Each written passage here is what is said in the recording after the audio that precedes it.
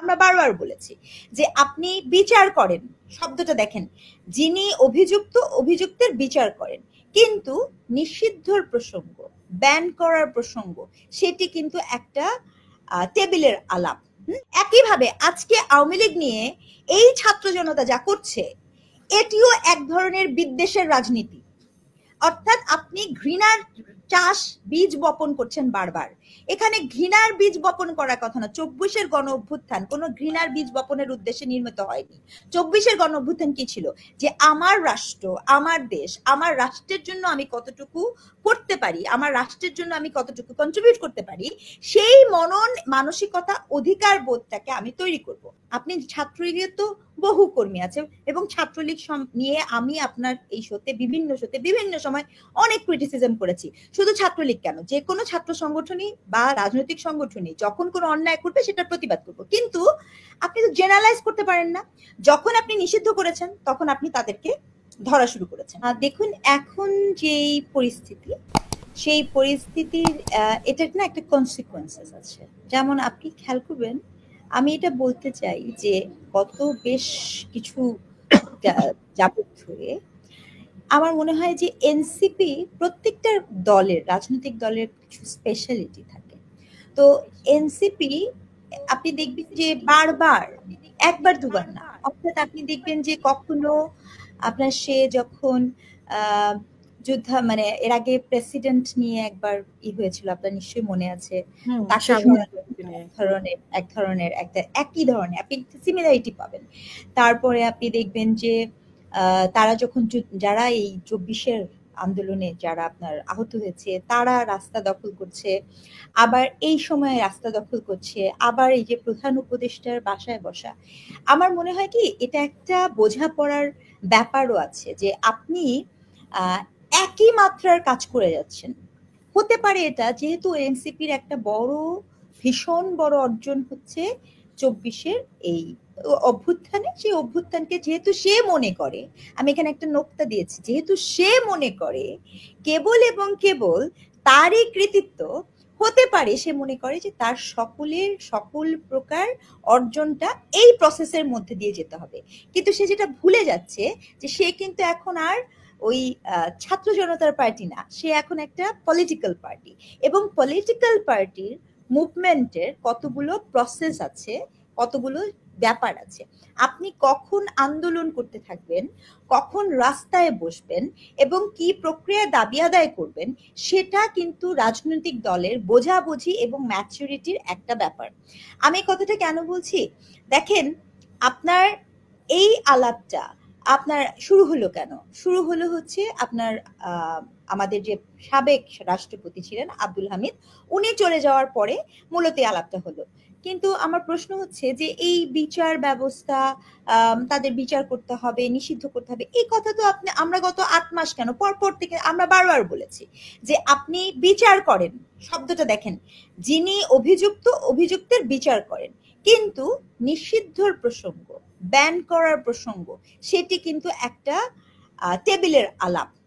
টেবিলের আলাপ কেন? তার কারণ হচ্ছে, আমি এটা একজন শিক্ষক হিসেবে বলবো, আমি একদম নিরপেক্ষ একটা কথা বলতে চাই যে কখনো কোনো রাজনৈতিক পার্টিকে, কোনো পলিটিক্যাল পার্টিকে নিষিদ্ধ করার মধ্য দিয়ে তার যে ন্যারেটিভ থাকে, তার যে ডিসকোর্স থাকে, তার যে ইম্প্যাক্ট থাকে, সেটি বিলীন তো হয় না, বরঞ্চ সেটির প্রতি মানুষের এক ধরনের সাইকোলজিক্যাল ইমোশনাল অ্যাফেকশন হয়। এক্সাম্পল দিই আমি আপনাকে, দেখেন এই যে শাহবাগে এখন যে ঘটনাটা হচ্ছে, 2011 সালে যখন গণজাগরণ মঞ্চ হচ্ছিল, ঠিক সেই সময় আমার মনে আছে, আমি কিন্তু তখন আমার স্পষ্ট মনে আছে কোনো একটা প্ল্যাটফর্মে এই কথাটা খুব সাহস নিয়েই বলেছিলাম, এবং আমার এসব কথা বলতে কখনো দ্বিধা হয় না, কারণ যেহেতু আমি কোনো পলিটিক্যাল পার্টির হয়ে কথা বলি না। তো সেই সময় একটা কথা বলি, কতে কাদের মোল্লা, তুই রাজাকার হুমায়ুন আহমেদের স্লোগান চলছে, ঠিক আছে, কাদের মোল্লার ফাঁসি চাই। এটা একটা ফাঁসি দেওয়া যেতে পারে কিনা, যুদ্ধ অপরাধী নির্ধারণ করা যেতে পারে কিনা, এই প্রক্রিয়ার মধ্য দিয়ে কি হয়েছে, এটা একটা বিতর্কের অংশ। কিন্তু এটাও খুব গুরুত্বপূর্ণ বিতর্কের অংশ যে 71-এ যেই ঘটনাটা ঘটেছিল, সেই ঘটনাটার মধ্যে তো ডেফিনেটলি অনেক ধরনের অন্যায় অবিচার হয়েছে। আপনি তো এটাকে কোনোভাবে ডিজোন করতে পারেন না এই ট্রুথটাকে। কিন্তু ঘটনাটা কি ঘটেছে আমি আপনাকে বলি। ওই যে আপনি কাদের মোল্লা, আমার মনে আছে, আপনাদেরও মনে আছে, মামুন ভাইয়েরও মনে থাকার কথা, মোশাররফ আহমেদ ঠাকুর আপনারও মনে রাখার কথা, যে কাদের মোল্লার ওয়াইফ যখন যাচ্ছে লাস্ট মোমেন্টে, উনি একটা ভিক্টোরি সাইন দেখাচ্ছে, সেটা নিয়ে অনেক ক্রিটিসিজম হলো যে উনি ভি কেন দেখালেন। যখন ফাঁসি দেওয়া হচ্ছে তখন কাদের মোল্লার একটা 5 বছরের নাতি, সেই 5 বছরের নাতিকে প্রশ্ন করা হচ্ছে, তখন তৎকালীন যারা ভীষণ রকমের সেলিব্রিটি সাংবাদিক, তারা প্রশ্ন করছে যে তোমার কেমন লাগছে। ঠিক সেই সময় একজন নির্বিজ্ঞানী হিসাবে বলেছিলাম, ওই যে শিশু, দেখেন আপনি কোথায় জন্ম নিবেন, কোন ঘরে জন্ম নিবেন, এটা আপনি নির্ধারণ করেননি, আমি নির্ধারণ করিনি, পৃথিবীতে কেউ নির্ধারণ করতে পারে না। কিন্তু আপনি যেভাবে আইডেন্টিফাই করেছেন, ওই শিশুর মনে আপনি যেই বিতৃষ্ণা দিয়েছেন, সেই শিশু কোনোদিন বাংলাদেশকে ওন করবে না। আমি একটা একাডেমিক কথা বলছি। একইভাবে আজকে আওয়ামী লীগ নিয়ে এই ছাত্র জনতা যা করছে, এটিও এক ধরনের বিদ্বেষের রাজনীতি। অর্থাৎ আপনি ঘৃণার চাষ বীজ বপন করছেন বারবার। এখানে ঘৃণার বীজ বপন করার কথা না। 24-এর গণ অভ্যুত্থান কোনো ঘৃণার বীজ বপনের উদ্দেশ্যে নির্মিত হয়নি। 24-এর গণ অভ্যুত্থান কি ছিল? যে আমার রাষ্ট্র, আমার দেশ, আমার রাষ্ট্রের জন্য আমি কতটুকু করতে পারি, আমার রাষ্ট্রের জন্য আমি কতটুকু কন্ট্রিবিউট করতে পারি, সেই মনন মানসিকতা অধিকার বোধটাকে আমি তৈরি করব। কি কারণে আপনি আজকে ধরেন আওয়ামী লীগ যখন নিষিদ্ধ হবে, কি ঘটনা ঘটেছে? আপনি দেখেন ছাত্রলীগকে আপনি নিষিদ্ধ করেছেন, ফাইন। ছাত্রলীগের মানে কোন কর্মী? আপনি ছাত্রলীগের তো বহু কর্মী আছে, এবং ছাত্রলীগ নিয়ে আমি আপনার এই শোতে, বিভিন্ন শোতে, বিভিন্ন সময় অনেক ক্রিটিসিজম করেছি। শুধু ছাত্রলীগ কেন, যে কোনো ছাত্র সংগঠনই বা রাজনৈতিক সংগঠনই যখন কোনো অন্যায় করবে সেটার প্রতিবাদ করবো। কিন্তু আপনি তো জেনারেলাইজ করতে পারেন না। যখন আপনি নিষিদ্ধ করেছেন তখন আপনি তাদেরকে ধরা শুরু করেছেন। আজকে যুবলীগ, স্বেচ্ছাসেবক লীগকে আপনি নিষিদ্ধ করবেন, তখন তাদেরকে আপনি ধরা শুরু করবেন আইন দিয়ে। আপনি, আপনার কাছে পছন্দ হবে না। কি ঘটনাটা ঘটছে? আমার কোনো কারণে মামুন ভাইকে পছন্দ না, তার সাথে আমার ব্যক্তিগত রেষারেষি আছে, এই জন্য আমি মামুন ভাইকে জেলে পুরে দিব। না না না না না, you can not do that. এটা স্পিরিট না গণ অভ্যুত্থানের।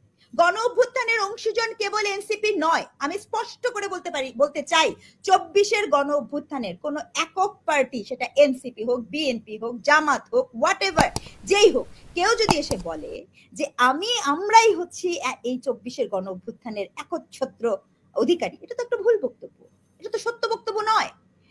ওই গণ স্পিরিট কি ছিল? ওই স্পিরিট তো ছিল আপনার অধিকারকে নিশ্চিত করার জন্য।